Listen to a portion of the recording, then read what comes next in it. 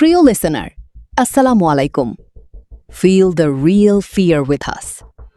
সত্যিকারের ভয়ের অনুভূতি পেতে পাশে থাকুন তিশা ফিয়ার ফাইলসের।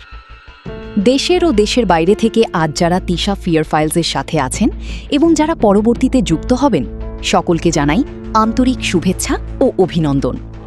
দোয়া করি সবাই পরিবার পরিজন নিয়ে ভালো ও সুস্থ আছেন। প্রিয় লিসেনার্স, বরাবরের মতোই আজও আপনাদের সামনে একটি রহস্যময় ও সত্য ঘটনা নিয়ে হাজির হয়েছি আমি তিশা। আশা করি আজকের ঘটনাটি আপনাদের মনে ভয়ের এক অদ্ভুত শিহরণ জাগিয়ে তুলবে।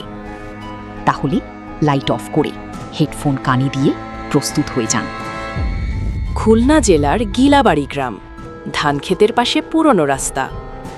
শহরের জীবন ছেড়ে এখানে এসেছি শান্তির জন্য, কিন্তু এই বাড়িটা কেন যেন শান্তি দেয় না। রাশেদ ব্যাগ রেখে ঘর ঘুরে দেখছে।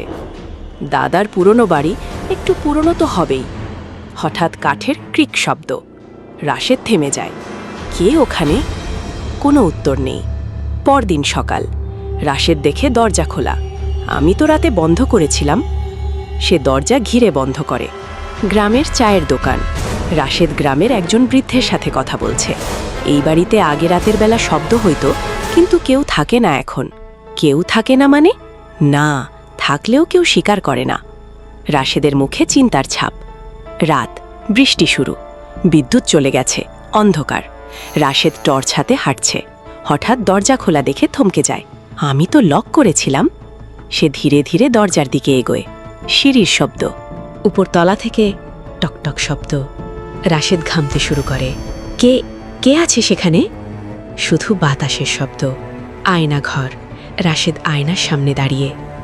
হঠাৎ তার পিছনে একটা ছায়া দেখা যায়। কে? সে ঘুরে তাকায়। কেউ নেই।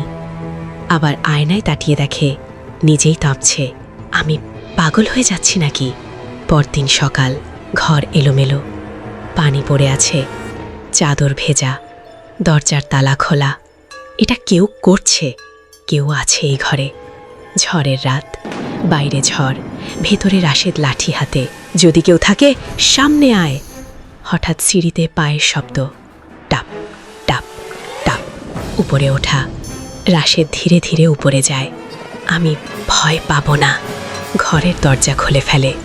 খালি ঘর, ভেতরে কেউ নেই, কিন্তু সব এলোমেলো।